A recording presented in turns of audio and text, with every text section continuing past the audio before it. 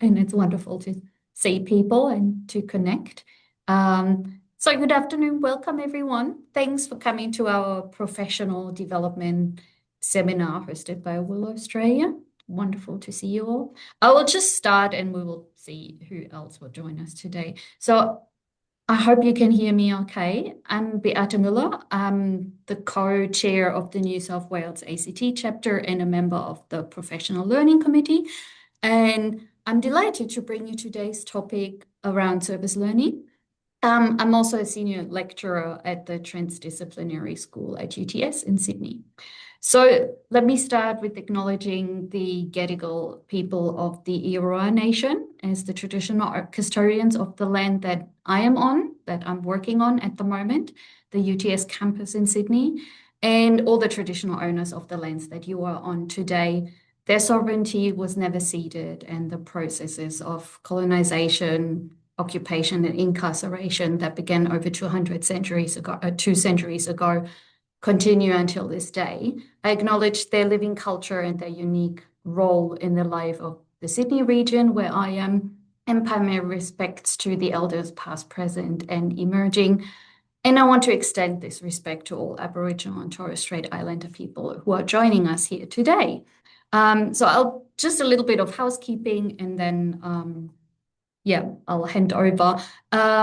Feel free to acknowledge country and introduce yourself in the chat.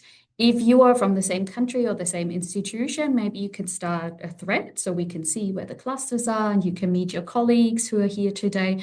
We'll try to aim for about maybe 50 minutes today. If somehow the meeting gets disrupted, try to rejoin via the same link or wait for further email instructions if we have to create a new one. Any questions are welcome. Use the chat. We'll monitor the chat and hopefully we'll have a really interesting discussion.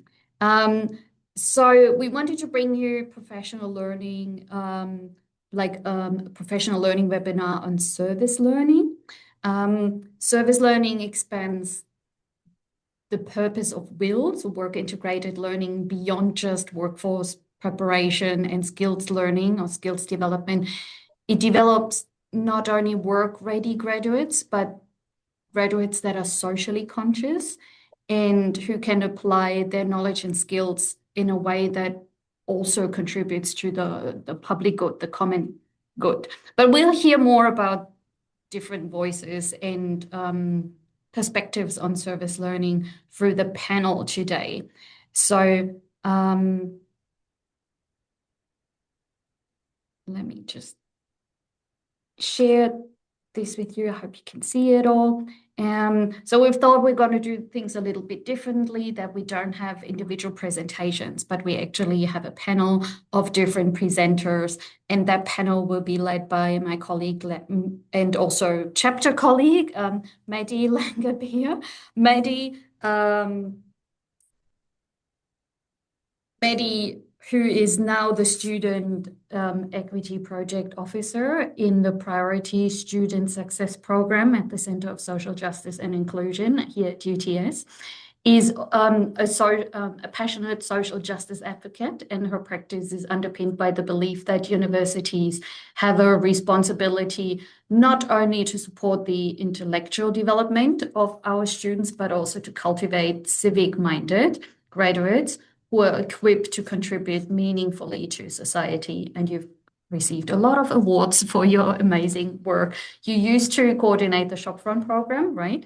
A UTS-wide service learning program. You'll hear more about it today. And it has experienced, a lot of growth and under your guidance. So I'll hand over to you, Maddy, and thank you everyone for being here today. Thanks, Beata. Yeah, it's really great to be here with you all. I'm joining you today from the lands of the beautiful Gadigal people, and I'd like to acknowledge that these lands always was and always will be Aboriginal lands. It's so lovely to see many people joining us. We have such an awesome panel today. So whether you're, already involved in the service learning space or just curious to learn more, I hope and I think today's discussion will give you some really practical ideas and new perspectives to take away. So with that, I would love to introduce our panel.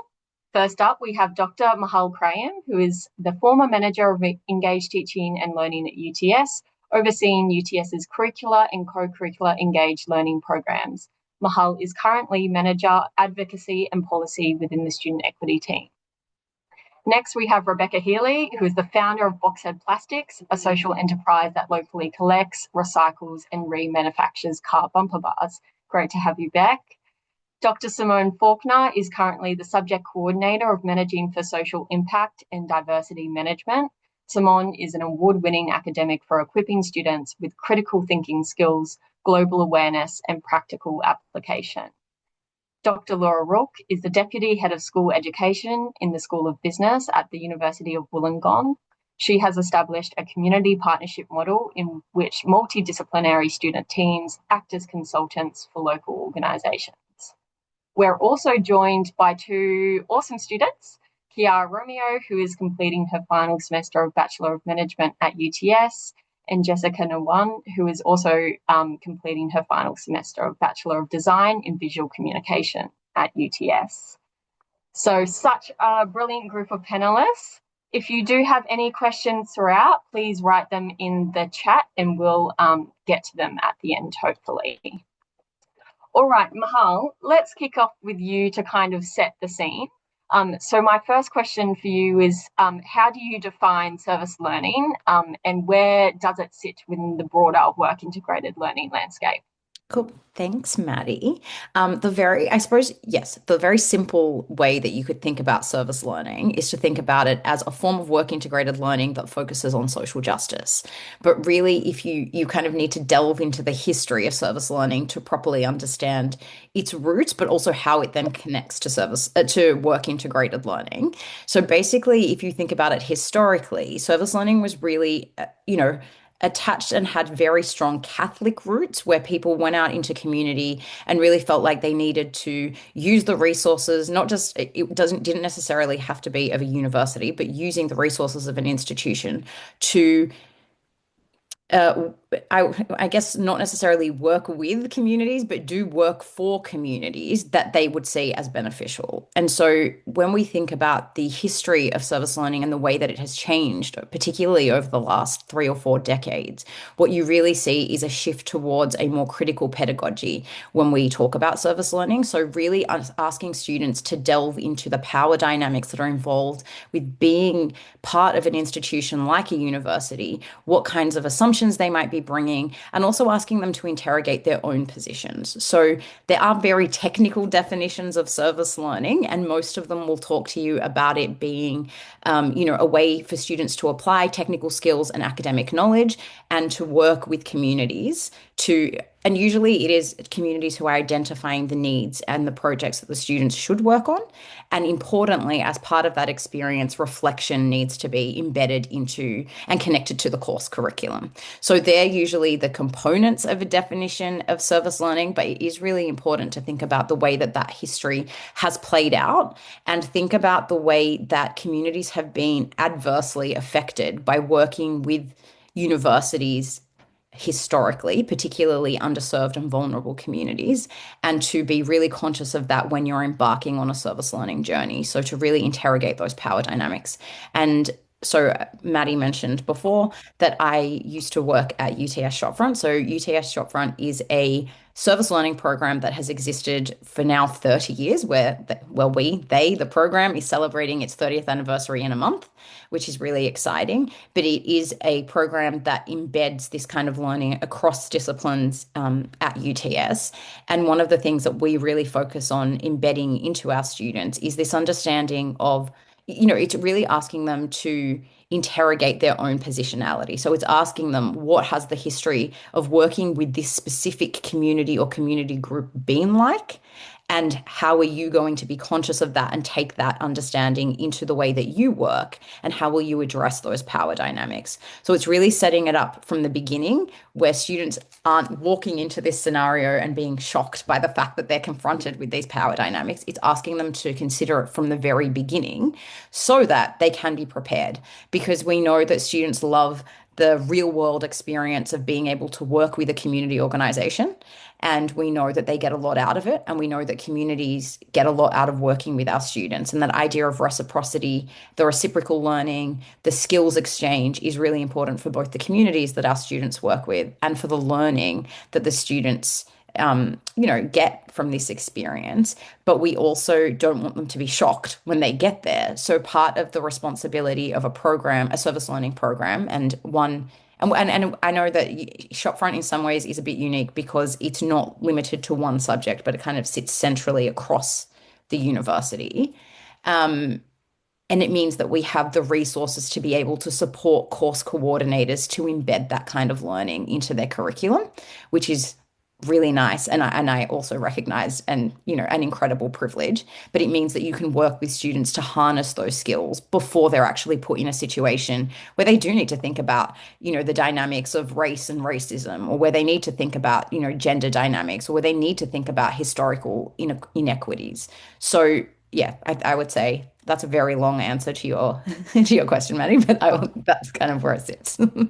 Thanks, Mehal. Yeah, I think that's a really helpful way to kind of frame the broader discussion today. So you mentioned some important principles in your answer. So I guess just further on that, what are the principles of best practice service learning? So, I think when you look at service learning universally, so when you look at it across the globe, everyone has similar principles that they work with, right? So, and you see that in, recognizing lived experience, reflection, reciprocity, all of those things are really important principles. At Shopfront, I think we've kind of distilled them down to about 7 principles that we try to embed, and and again, like this is specific to Shopfront, but actually, if you looked anywhere, you'd find something similar. So the first thing is centering community need. So we really work with the fact that communities approach us with projects that they are interested in doing. So as best we can, we don't go out to seek a project from a community organization. We allow the community organizations to come to us rather, and to help define that project from the beginning.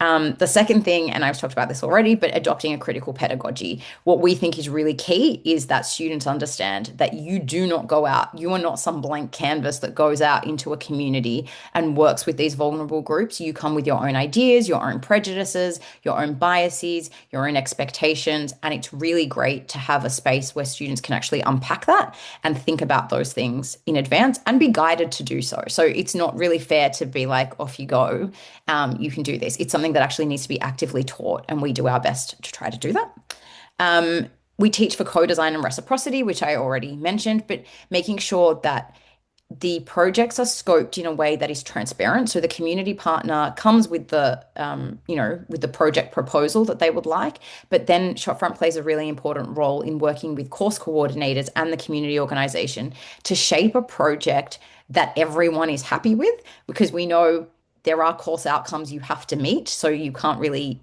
shy away from that, but you need the project to be beneficial to the organization as well. So it's making sure that that's a co-designed process as best as you can.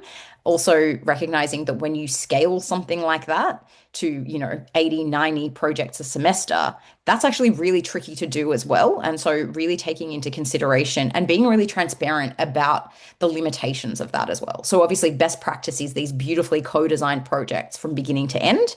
And the reality of a 13-week semester is sometimes that doesn't happen.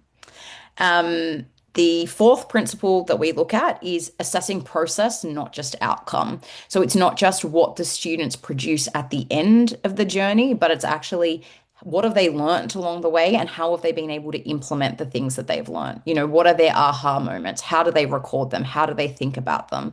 What have they learned as a result of this? How will they do things differently next time? And that kind of leads me to the next thing, which is embedding reflection. So we really emphasize the fact that students don't know how to reflect in an academic context. We need to teach them that really actively. And sometimes they may have the inherent skills, but you need to teach them how to do that in an academic context before you assess them on it. So it might be really tempting to be like, well, here you can just reflect on your journey afterwards and then give them a grade out of 20% or whatever for that. But if there hasn't been the academic kind of scaffolding of how to reflect on this journey, then that's kind of unfair. So making sure that that's factored into some of the coursework as well. Really working hard. So this is project allocation and managing expectations, I think is a really big one. Being really transparent with community partners about what students can produce and what they can't produce.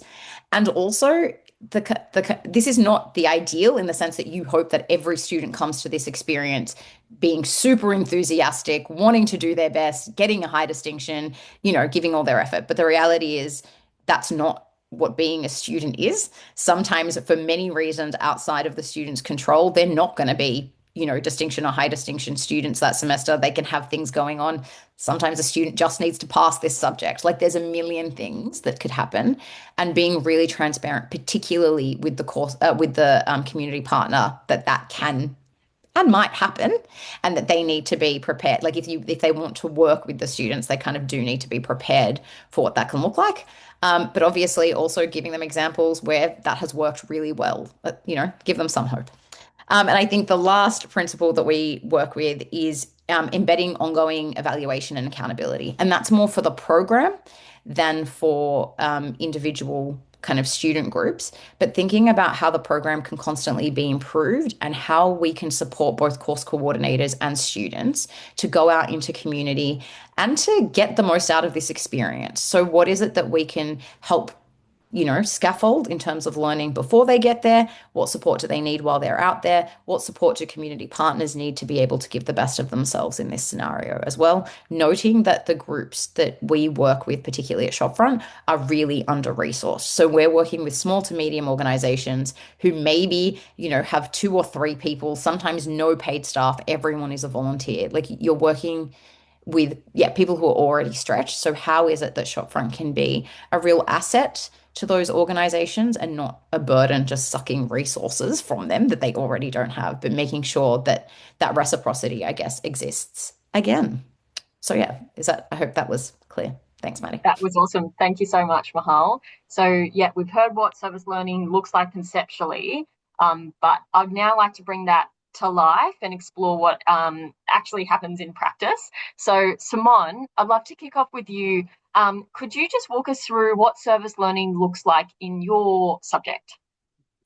Yes, sure. Thank you. And it was really great to follow after Mehal because a lot of what she said really fits into the Shopfront subject that I run, which is managing for social impact. And so I can speak to some of those principles, and I could talk an hour about my subject, so I'll have to keep it really brief. But essentially it begins with me having that initial meeting, that scoping meeting with the client or community partner, in order to learn about their expectations and the resources that they have, understand a bit of their history, and ask them what types of students and skills that they think would be useful for students to bring to that particular project. And so I spend time pre-semester speaking with community partners, and in my subject, it is a capstone subject, final year, I'm assuring 5 course intended learning outcomes for my students, which includes, critical thinking and communication and having that professional or a technical competence, as well as knowing how to work with and for Indigenous Australians. So there's a lot going on in my subject, getting students to understand their place in the project is really important. So we always commence looking sort of at a values activity, getting students to understand their own purpose, values and principles in their own life, taking that through to getting them to unpack their own positionality. And that's where Shopfront comes in to help us with the students. And that's part of their ongoing reflective process. So reflection is a big component of the subject. And I have students, I give students the option of undertaking a weekly reflection. So there's always a prompt every week just to summarize what they've learned and taken out of the weekly activities or their meetings with their community partners. And while that's not assessed, it's it builds towards that final reflective component that gets them to think about their ethical framework and positionality in respect to working with community partners, and also considering how they might use that in their future careers, because these students are going off into various careers and maybe they hadn't considered working for a non-profit or a social enterprise. But this may trigger some ideas in how to work in those sorts of organisations, but also just how to bring empathy to their and an understanding of social impact to their future work. So there, while there is that assessment, which is a reflection at the end, they have a major project that they're undertaking with the community partner, working in small teams that I help to create with them, and deliver particular things like a proposal and a pitch, and a final presentation and a report that is really structured for the students. And then as part of one of those principles that Mehal mentioned, so assessing process, not just the outcome, the students work on a logbook every week in the semester, and that logbook contains various activities. It contains not only really technical sort of stuff like looking at a stakeholder analysis for the organisation, but also how they work with their peers, what's their role in their team, and then that all gets submitted at the end of semester. So they get to see their own progress, but then we also see that progress as well. So that's just a snapshot of how the capstone subject works, but I'm sure you'll hear more soon. Awesome. Thank you, Simone. Laura, I'd love to pull you into the conversation now. You also embed service learning in your subject. Tell us about that. Yeah, thank you. So similar to Simone, I am the coordinator for the business capstone, which goes across our Bachelor of Business program for all students. And we don't have like a shopfront situation where it sort of goes across all a number of different programs. I just have a really big passion for WIL, and so what I've done is that students they work in these interdisciplinary teams, which are set up by myself and the teaching team, and we work with local organisations, so local not-for-profits. Sometimes they come to the university specifically and ask for student support, like asking for students to work with them, or sometimes I go and knock on their door.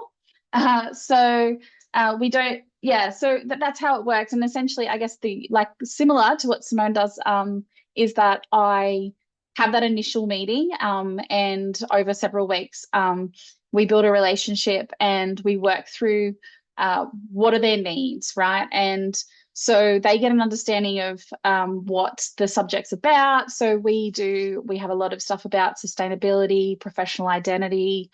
We do a lot of stuff on the SDGs. So we look at SDG alignment, but we also want to know what it is, what are their particular needs and what are their resource constraints. And I guess what the students, they find it really rewarding, but it's maybe not something they've ever thought about, having to, wanting to work in this space. And so I guess the challenge there is really building or working with their expectations around what it's like working in an organisation with a lack of resources, and they're like, well, why can't the organisation just go do this? It's not really that simple.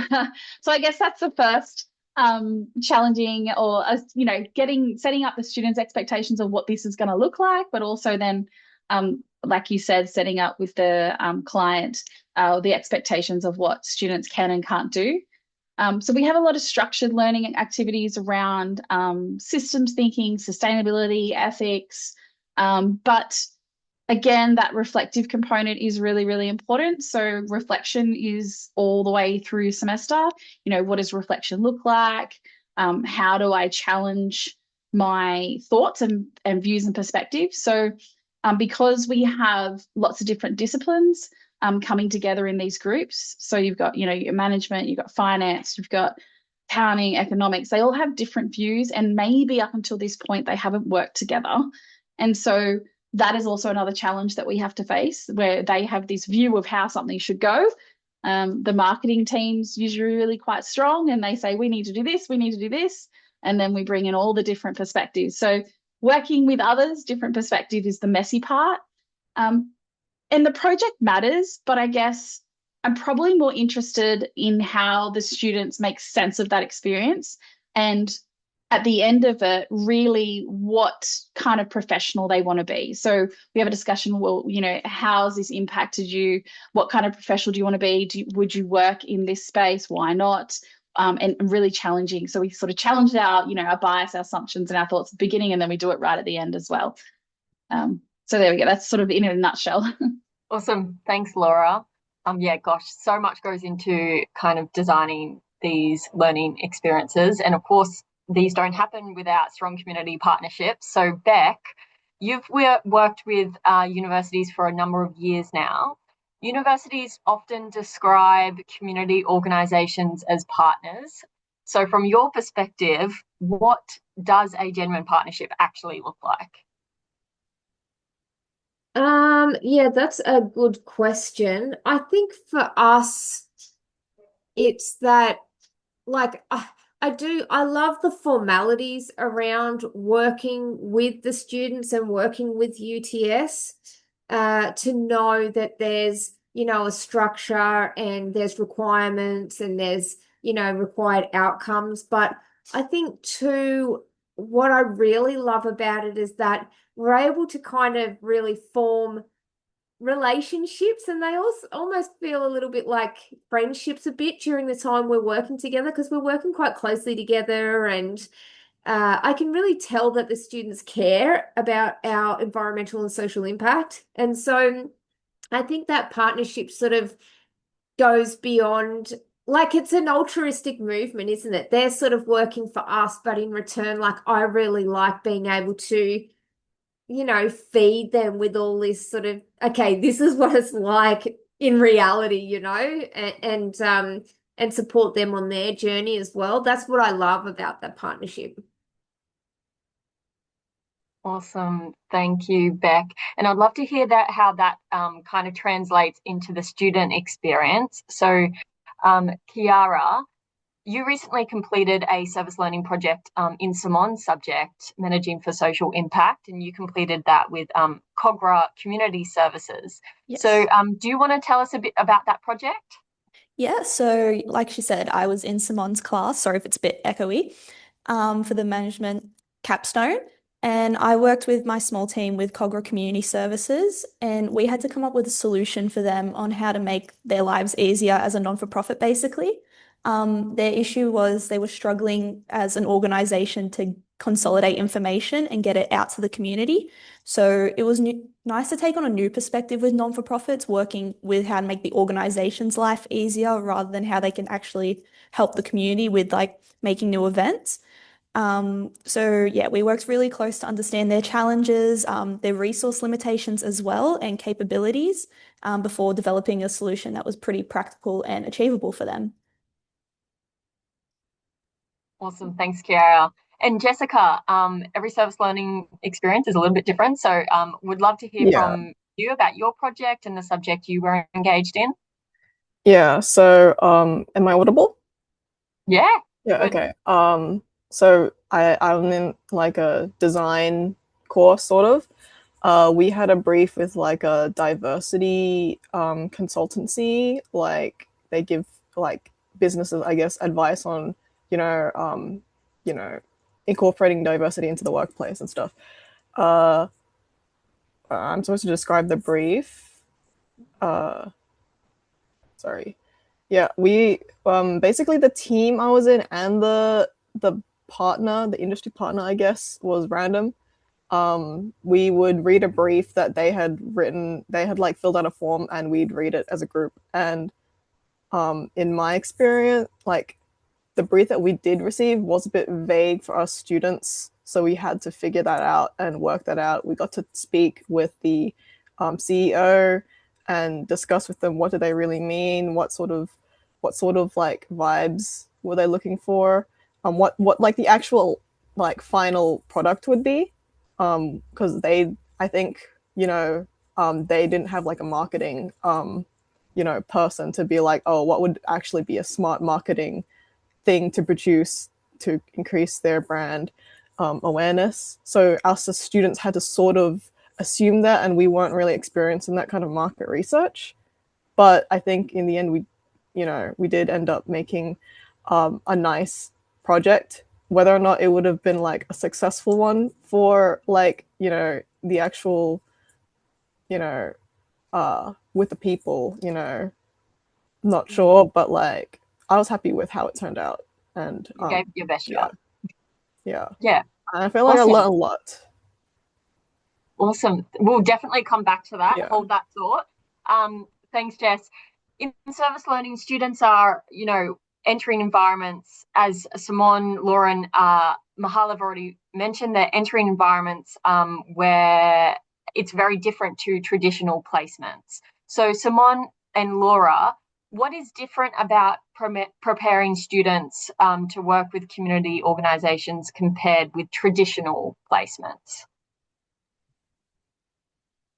Laura, you want me to speak first? Sure. Well, it's about setting and managing expectations, really. They're quite different because these are, as we've heard, often under-resourced organisations that we're working with in these community partners that we receive from Shopfront. So having those discussions not only with the community partners but with the students about what their capabilities are up front is really important. So I always get my students to complete a pre-semester survey to learn more about my students. I ask them about their skills and strengths, about how they like to work, also what organisation they would prefer to work with, and colleagues they'd like to work with as well. And then I try and match those students with the organisations based on what the organisation might need. So if they need people who have particularly strong interest or skills in social media or design or comms or whatever it might be, I can actually bring that to bring those two parties together. But also just asking whether, I guess, they're missing any capabilities or skills. So students indicate whether or not they have had enough training in cultural humility or working with and for Indigenous people. And so then I can provide extra resources, be it in class activities or on Canvas on the LMS for students to work with. So it's a very hands-on piece of work by us, so that there's that three-way partnership happening between us all. We all know what's happening, and everyone's set up with those expectations. So I'd probably just add that I think students students seem to think that we're here to solve a problem and they like to jump straight into it. But I generally have to put pause on that and say, actually, we need to understand the problem first. And I don't know if that's because they spent 3 years doing assignments. You get your assessment and then you go ahead and you solve the problem and you write your assessment. But you kind of got to go, stop. We need to understand the problem and we need to understand what lens we're bringing to that problem. So slowing that down for the students is probably how, I guess, that's preparing the students in that sense, because that really is being the capstone. Like we're at the end of the degree and they're either already looking for jobs in their profession or they're currently working in it, and so it's kind of okay, we're kind of in this space of where we're being the professional. We're learning to be the professional. So preparing them with that mindset is probably the trickiest part, but it's also the different part of working with community organisations, because some of them may have never thought of working with community organisations, and so it's a new space for them, and they tend to just jump straight in, which is great. I love the energy, but I think we need to press pause on that. Yeah, absolutely. Good advice. Bec, I'd like to invite you back into the conversation. What is the motivation for you to engage with universities, and I guess what outcomes are most important to you? I think my initial motivations were a bit different because we were very much in our startup stage. So this was like, I don't know, 5 or 6 years ago when we did our first project with UTS. And I was just like, I am so overwhelmed with work. I just need more help. And we were all volunteer run at that point. And so, yeah, to tap into the skills and experiences of the students was just like, oh yeah, all this free help, you know. But um over the years, literally the years, as I've done more projects with them, I think my motivations are more, again, moving back to that partnership space where we all get the opportunity to have many minds together. And of course, we have our desired outcomes, which for us would be to have something, you know, practical and usable and implementable. But I think more than that, it's not just defined by, okay, I need this, I don't know, product designed or whatever, you know, give me a design. It's more that having so many people really thinking, and particularly the students coming from a different space and that outside sort of view where they can sort of look in and say, okay, well, you know, let's think together. Really, a lot of times now when I'm working with the students, it's more than just, you know, I want this tangible outcome that can just, you know, be moved forward. But it's like, hold on, I get so much more. They're saying things and bouncing things off and ideas, and where it's like those creative juices are just like, oh wow, you know, like, yes, I'll grab onto that. Yes, that could be useful in this space, or, you know, yeah. So I like the thinking and the input. Yeah. Thanks, Bec. Jess, can I pull you back in? I'd love to hear a bit more about what you got out of your service learning experience. Yeah, so I felt like out of most of the subjects that I had in my entire degree, I felt like the shopfront project was like one of the best. Like I felt like having a real client brief, like an actual client that had wants and, like, you know, preferences for stuff helped me actually make something that felt more grounded, you know, like that's what working with an actual client would be like. And I personally, I have trouble like doing a project that is just from my imagination. A lot of the briefs I had in the course felt a bit too, like, I would have rather have done like 4 shop fronts instead of some of the subjects I ended up doing, unfortunately. But yeah, I got like I mean, there's a few different things I could say. I got experience working in a group as well. You know, and like towards, I think most group projects are a bit, the ones that I did, some of them, I had like one that was pretty good besides this, but other ones have been like most like presentation things, not really like working on a actual project, a design project together. So I felt like this actually helped me understand, okay, you know, a bit of like management too, like reaching out to everyone, be like, oh, hey, what's up? You know, like, what point are you up to at this work, and delegating tasks and figuring out what people could do, because not everyone, we ended up doing like a video and not everyone could do video, and there are a few other tasks I had to like, I tried to like figure out what people could do, you know. Also I got to learn a lot about actually how, like, the kinds of, because I do think about social issues, I think, but I don't know, I'm not familiar with how real people in the real world are actually like doing things about them, you know, as much. And I think getting to actually see what people like actual like they're technically like companies, I guess, but like they're non-profit. But in my head, it's hard for me to imagine how someone can go about that, you know, because people do need money to live. So it's hard for me to be like, oh, how are they doing much? But then I get to see how they're doing the stuff they are, and it helps me understand like, oh, okay, there is like, you know, understanding, you know, what can be done.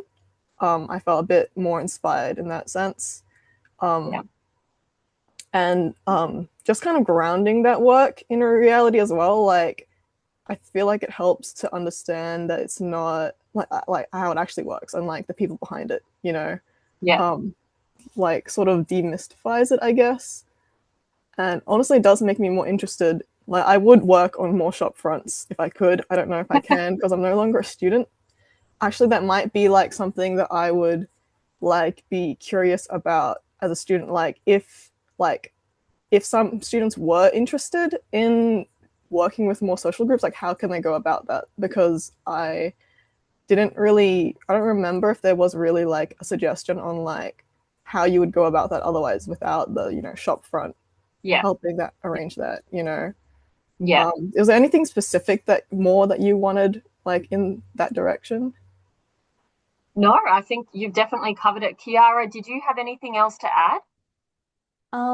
Probably for me, like the biggest thing I got out of it was real world experience. So I hadn't worked with a not-for-profit before that, and it taught me how to work with like real constraints like time, money, and something I didn't consider was like the technological skills that a lot of staff at not-for-profits have. I know the ladies at KCS weren't really good with social media or like graphic design and stuff. So that was something we had to work around, and we made videos, like tutorial videos on how to use Canva and software that they could implement. And essentially it just showed me that you got to work with challenges, and even if your solution doesn't completely solve the problem, if it helps make things easier and works towards some sort of solution, that's the best you can do. Considering we're students with limited resources, they have limited resources, we can make everyone's lives a little bit easier. That's the best takeaway. Yeah, awesome. That's great. Thanks, students. Bec, I'd love to pull you back in the conversation. I'm curious to hear from you. What do universities often misunderstand about working with community organisations in these types of partnerships? Oh, good question. I think, and as Kiara and Jess have sort of alluded to as well, as it's particularly I think around well, at us as a charity, and understanding as well that we essentially run like a business. You know, like we're a service for fee, a fee for service business. We have to make money. Otherwise we can't continue our social purpose. So, and our environmental purpose. So yeah, I think that the professionalism and the real corporate and business side of social enterprises and charities can be an eye-opener, not just to students, to anybody. A lot of people are like, but how do you make money if you're a not-for-profit? It's like, oh, we make profit. So there's that. And I think too, I really keeping the students on track. And I think somebody else might have talked about that. Might have been Simone or something, you know. It's like, oh no, it might have been Laura was saying, you know, like, yeah, they're so gun-ho. Let's get into it, you know, and let's do this and do that. It's kind of like, oh, hold on, we're all very excited here. But just sort of, slow it down, really get into the to continue to repeat the real project brief to come up with something quite specific that is ultimately useful for all of us.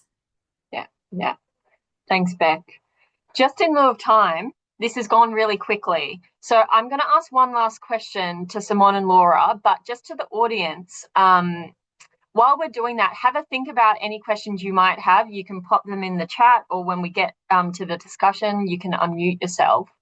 So Simone and Laura, many academics are interested in embedding service learning, but they teach large cohorts. So I guess my question is, what changes when you move from a small class to a large one, and how can we ensure that service learning remains meaningful at scale? Laura, you probably have a bigger cohort than me. I'm not sure, but mine varies. So I've had 40 students, or I've had 140 students in one semester. And so mine is around, I just had 320 in autumn. Yeah. It's what changes at scale, the amount of stress. No, it's tricky. It's tricky to maintain the connection with that many students, and I guess corralling and getting them all that opportunity and working. They always want more and more and more, which is good. But having, you kind of stretch thin in terms of the resources, the industry person's time, etc. Like it becomes a lot. So I guess it's trying to find that balance, preserving that element of the project at scale where we're having that authentic engagement, but also, I guess that's probably the trickiest part. It just takes a lot more out of you. There's a lot more care, I guess is the word, maybe care. There's a lot more resources put into checking in, working with, there's a lot more. When I run my smaller classes, I often have the ability to give my student teams access to one community partner each. So that's 5 or 6 students working with one community partner. However, I realized over time that that's quite unsustainable. Sometimes Shopfront can't provide that many community partners. So now I'm working with about 2 or 3 small teams to one community partner, particularly with the bigger cohort. This semester, for example, and that is much more manageable for all of us. There are fewer meetings for me and scoping meetings with the community partners, fewer relationships that have to be managed, but also you're ensuring that the students that do work with the community partners, there's a nice range, and you know that there's quite a few diligent students attached to each community partner, because that you want the best outcomes as possible. So if you can do that, then you're not relying on potentially 5 students going AWOL and then the community partner loses out. So I think that scaling with fewer community partners, more students is a really nice way to do it. That's great advice. Thanks, Simone and Laura. Maddy, we can't hear you. Sorry. Sorry. The question. Chat? Sorry, Beata, you go. No, there's a question in the chat. Okay. If anyone could share managing the necessary mentorship component necessary to placements, like in service learning. Carl, did you want to maybe address a specific person, or? I'm sorry, yes. I didn't have my question for anyone specifically, but I just thought any of the panelists, potentially, if you had any thoughts on the necessary mentorship capacity to work placement and how you navigate that, I guess, when it comes to, this particular industry and it being quite, resource poor. By mentorship, do you mean like the tutors, or like, I just want to understand what you meant by mentorship?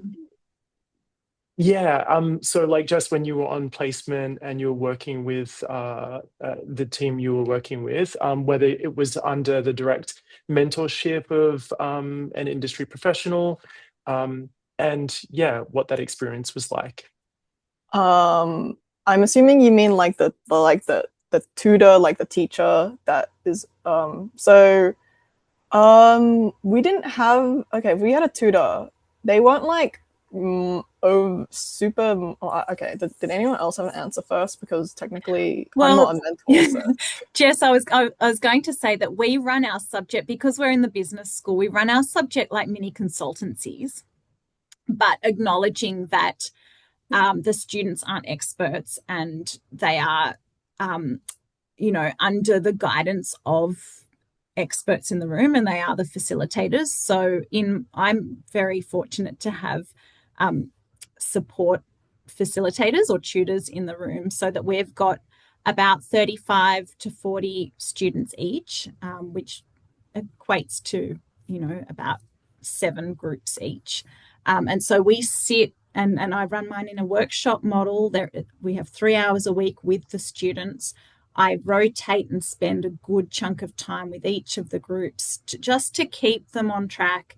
They bounce ideas off me as well as the community partners when the community partners are in the room. And I think it's really important that you do build that relationship with the students, and that if you're going to run a subject like this, you afford time to creating those connections with the student groups.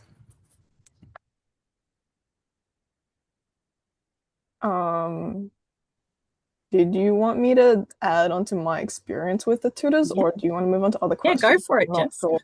I'll try to be a bit brief. We did have tutors. We had like one tutor, I think maybe roughly a class of 30 to 40, I don't remember.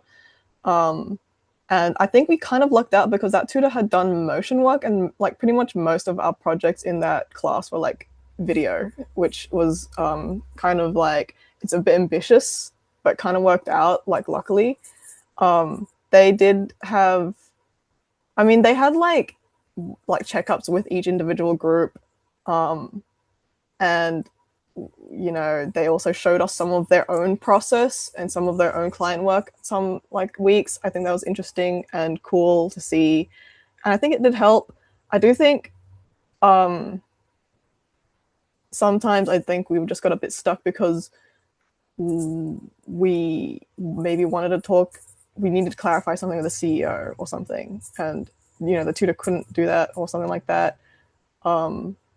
Yeah, and maybe we did run into an issue where we misunderstood something that the CEO wanted, and then we ended up going a different direction, and that wasted a bit of time.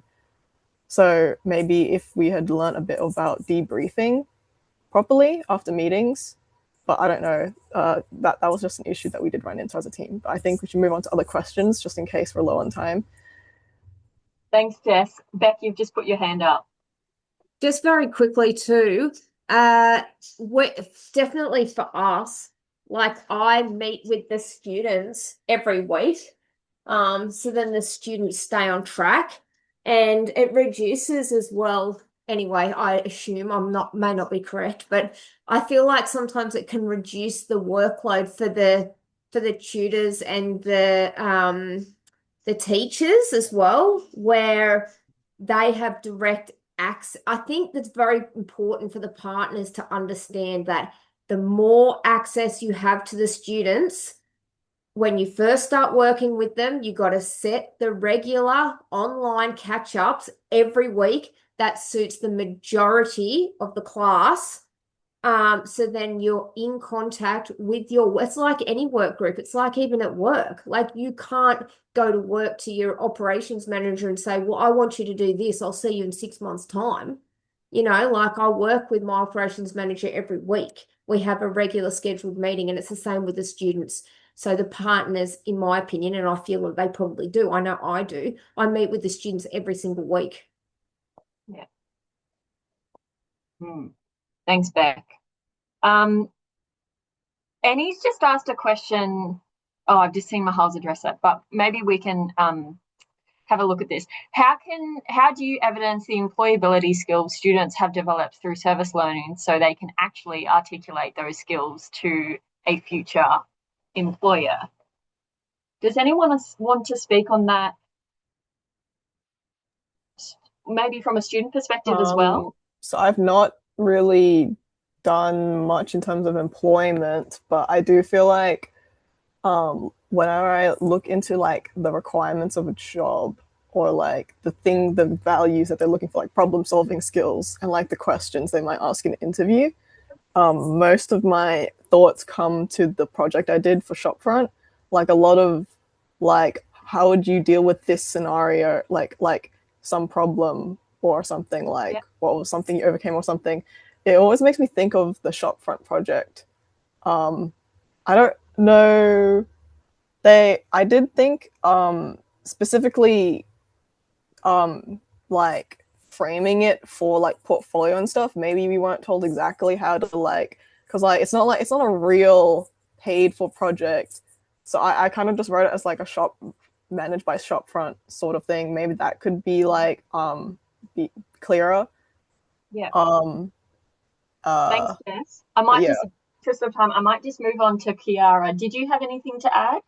I know in our class, the way Simone teaches it, there's also a career pitch part of it. So we have to learn how to talk about our skills. And even if we haven't finished the service learning part at that point in the tutorial, it actually helps afterwards. It helped me in applying to my new job and helping me at my internship introduce myself. So that's a good part of it as well.